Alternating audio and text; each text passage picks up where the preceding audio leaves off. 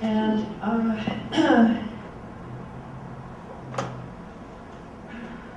have time to tell you everything about this, but at the end of that chapter, the chapter in which that painting appears, and my mother would leave the book on the table beside my bed each night, and after she'd be gone, I would turn the light on again just to look at those pictures again. They're so haunting. Catherine Patterson also, this book was also very important to her in her childhood, but her childhood volume did not have these paintings. So every now and then I scan one and send it to her just to torture her. The chapter in which the painting of Paul, who has been bitten by a rattlesnake, and they don't know if he would live, was there on my bed. But when she was reading that chapter, the final sentence in that chapter, and again I'll misquote it because I don't have the book here, but it's speaking of the boy, and it says, he was filled with hate for all death and pity for all aloneness. And when my mother read that sentence, she began to cry. I didn't realize then, I thought about it afterwards as an adult and realized that she was crying for herself. She was alone with 3 children. Her husband was in the Pacific. The headlines still were terrible that spring of 1945. And when she read that sentence, it affected her, made her think of herself, and made her cry. I didn't know that then, but what I did know was that a book could have that power. The Bobbsey twins had never done that for me. Nancy Drew, none of those. Winnie the Pooh, you don't weep over Winnie the Pooh. But suddenly this book was so powerful, and I've just never forgotten that moment. This is the first time I appeared in print. There's my name. Is everybody from Montana? Let's see, Wyoming, that's close. Let me show you how exciting life was for children in Wyoming. Dear Jack and Jill, I live on a ranch 30 miles from town. I have one sister. Her name is Myrtle Marie. Last winter, my father made some skis for us. They're taller than I am. I'm 4 feet 10 inches. I listened to Tom Mix, Captain Midnight, and Superman on the radio. Okay, from Pennsylvania comes me. And the interesting thing here is the last paragraph. I'm writing a book. It's called A Dog Named Lucky. I'm on chapter 13. Even at that age, writing was what interested me as much as reading, equal to, and those were the 2 things that I cared most about. I have no memory of the dog named Lucky, but I was always writing a book. My grandfather had a friend, an elderly man who was retired and had never married, lived alone with a manservant, a butler kind of guy, I suppose he would have been called. And this man, he'd been a judge, he was a retired judge. He was very fond of me. I lived at my grandfather's house, and so he had come to dinner often, and he was particularly fond of me, and therefore often I gave him little things I'd written, poetry, poems and things. And when Judge Biddle died, years later, they found all of my little thank you notes, because he would send me flowers on my birthday, all tied up with a ribbon in his desk drawer. And more than that, he died when I was 19 years old. He left me 1/2 of 1% of his estate. My roommate, I was in college at the time, laughed and said, "Shake the envelope," when it came from a legal firm in Philadelphia. I shake the envelope, a dime is going to fall out.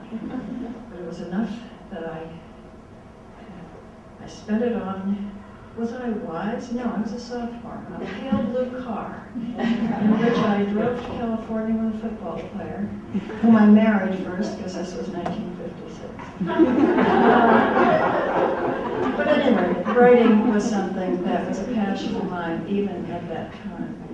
And so I was writing A Dog Named Lucky, which I don't remember, but then many years later I did write this book, which is about a dog.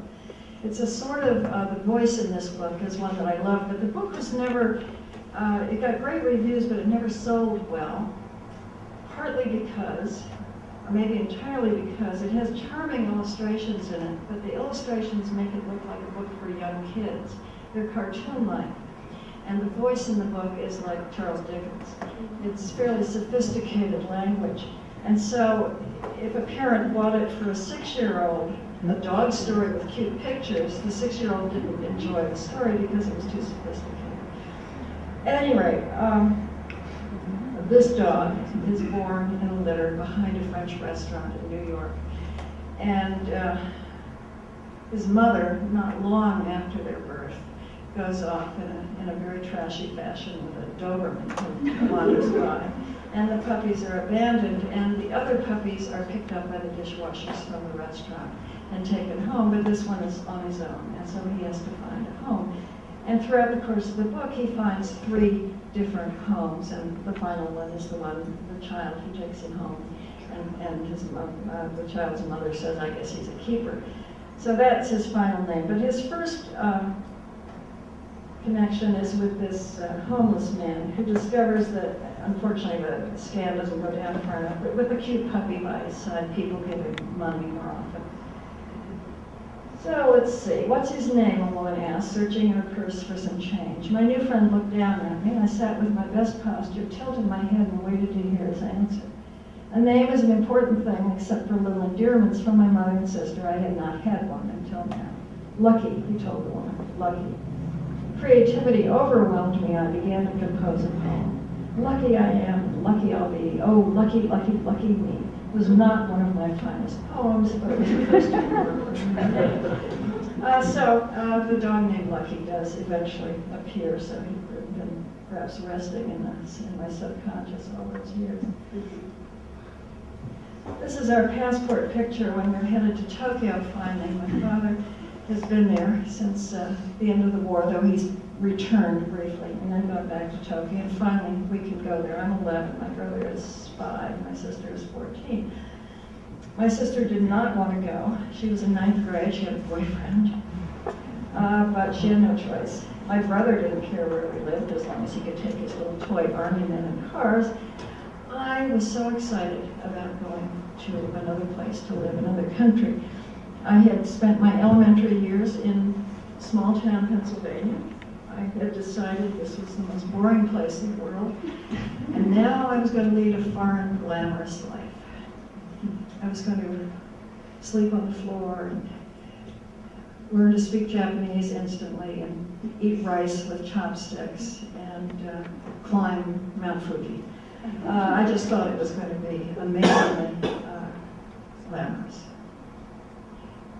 When we got there, my father picked us up. We went by ship, and he picked us up at Yokohama, drove us to Tokyo, which is very close by. And to my astonishment and disappointment, he drove through the gates of a walled compound where they had hastily constructed American-style houses, and there was a little American movie theater and a grocery store and a bowling alley. It was like being in Pennsylvania again.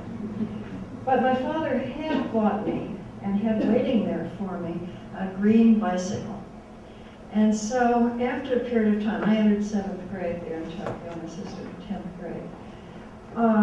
After a period of time, I found it was quite safe. It still is, incidentally, Tokyo now. But I, without telling my parents, and I don't know how they would have reacted had they known, but I would ride my bicycle out that gate and into the city of Tokyo.